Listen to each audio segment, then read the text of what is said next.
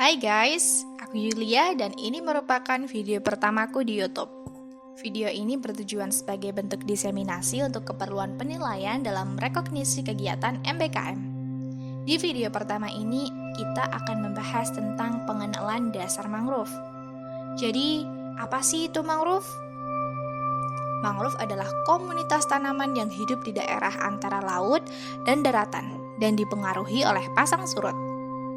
Mangrove seringkali ditemukan di daerah pertemuan antara muara sungai dan air laut. Keberadaan mangrove menjadi pelindung daratan dari abrasi oleh gelombang laut terjadi karena sistem perakaran mangrove yang berfungsi sebagai perangkap substrat perairan. Sebagian masyarakat sering menyebut mangrove sebagai hutan bakau karena daerah ekosistem mangrove didominasi tanaman jenis bakau. Apabila kawasan ekosistem mangrove tersebut terdiri dari banyak jenis tanaman pepohonan yang mampu hidup di perairan, maka istilah hutan mangrove lebih tepat digunakan. Selain sebagai perangkap substrat, ekosistem mangrove sebenarnya punya dua fungsi, yakni fungsi ekologis dan ekonomis. Untuk fungsi ekologis hutan mangrove, diantaranya seperti pelindung garis pantai dari gempuran ombak, kemudian mencegah intrusi air laut, kemudian sebagai habitat, tempat mencari makan, tempat asuhan, tempat pemijahan bagi aneka biota perairan seperti kepiting, ikan, kerang, dan sebagainya. Kemudian sebagai tempat persinggahan satwa langka seperti burung, hingga menjadi pengatur iklim mikro. Sedangkan fungsi ekonomisnya antara lain penghasil sumber daya ikan yang bermanfaat bagi masyarakat, penghasil bibit, dan penghasil keperluan industri.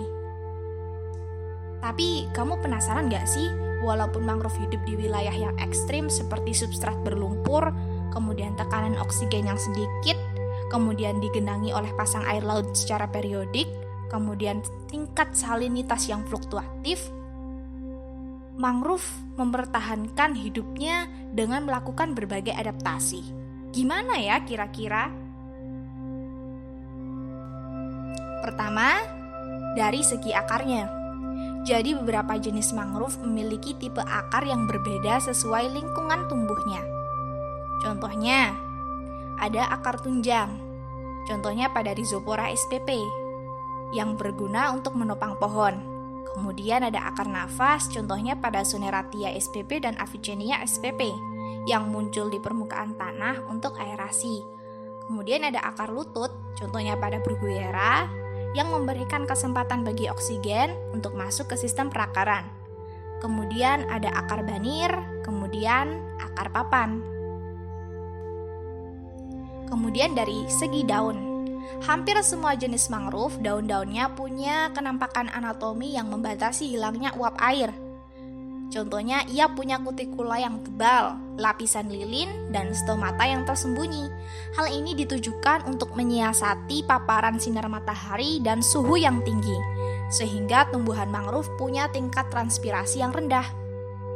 Di sisi lain, akarnya yang terus mengabsorpsi garam pada air, walau beberapa mampu memfiltrasi 90% garam dengan menggunakan akarnya, tetap saja jumlah garam yang terakumulasi akan melebihi batas toleransi tumbuhan sehingga beberapa jenis mangrove punya kelenjar pengeluaran garam atau excretion gland pada daunnya.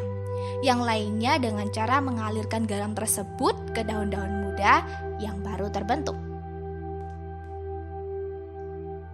Nah, jadi cukup sampai di sini dulu ya untuk pengenalan dasarnya. Tenang aja, kita bakal perluas bersama-sama terkait manfaat dan hebatnya hutan mangrove. Jumpa lagi di video selanjutnya. Thank you for watching and bye-bye.